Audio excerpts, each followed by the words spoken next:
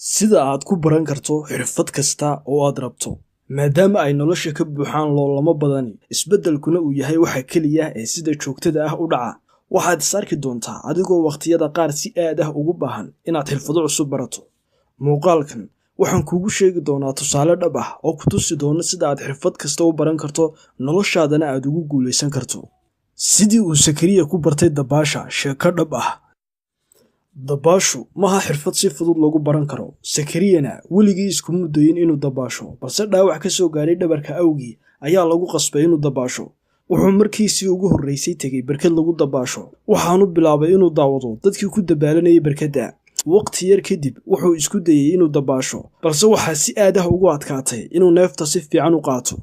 sidoo kale wuxuu marar badan si qalad ah u cabay biyaha barkadii lagu dabaalanayay sababtoo ah afkiisa ayuu furayay waqtiyo qaldan gurigii wuxuu tagay isagoo aad u daalan balse wuxuu maanka iyo maskaxdaba ku hayay oo uu aaminsanaa inuu baran karo xirfadan dabaasha haddii qof fikir qaldan ka haysta sida dabaasha loo barto waxagaa Sakariya ku jiri lahaa maalinta waxaa suurtagal ah inuu ka rajo dhigi lahaa oo uu joojin lahaa isagoo aaminaya inaanu xirfadan baran karin faraqa keliya ee u dhaxeeyay Sakariya iyo qofkaasina waa in iyagoo labadooduba ka warhaya inaanu xirfadan hadda garanayn haddana uu Sakariya ogaa inuu xirfadan baran karo haddii uu isku daygiisa sii wado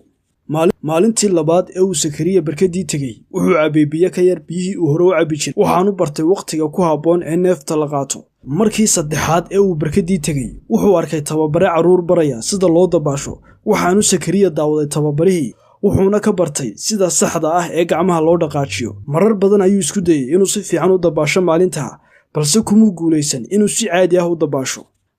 maalintaa xigtay ee uu tagay barkadii wuxuu maareeyay inuu si fiican u dhaqaajiyo gacmihiisa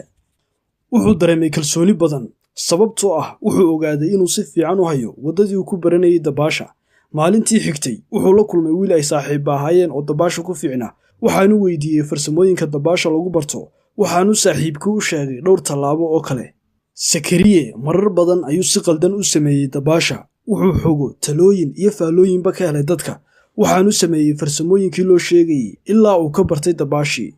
qaacidada aad ku baran karto xirfad kasta oo cusub waa mid aad u fudud waxaad u baahan tahay oo kaliya inaad isku daygaaga wado adoo qaladaadkaagana wax ka baranaya waxaad daawan kartaa dadka khabiirada ku ah xirfadda aad rabto inaad barato ka baadh internetka caawimaadda aad u baahan tahay ama weydii dadka khabiirada ah mar kasta oo aad saragto adoo qaladaad samaynaya waqti yar kadibna waxaad sarki doontaa adigoo ku takhasusay xirfaddii adayga kuugu muuqatay bilowgii hore ugu dambayntii haddii aad rabto inaad xirfad kasta oo aad jeceshahay barato raacoo keliya qaacidada aan kuu sheegay waxaanad sarki doontaa adigoo khabiir ku noqday oo ku takhasusay waqti gaaban gudihii waxaan rajaynayaa in fikirkaasi ku caawiyey fadlan nagu soo biir oo subscribe saar haddii aad nagu cusub tahay lana wadaag asxaabtaada si leedahay u caawin karaa muuqaalkani mahadsanid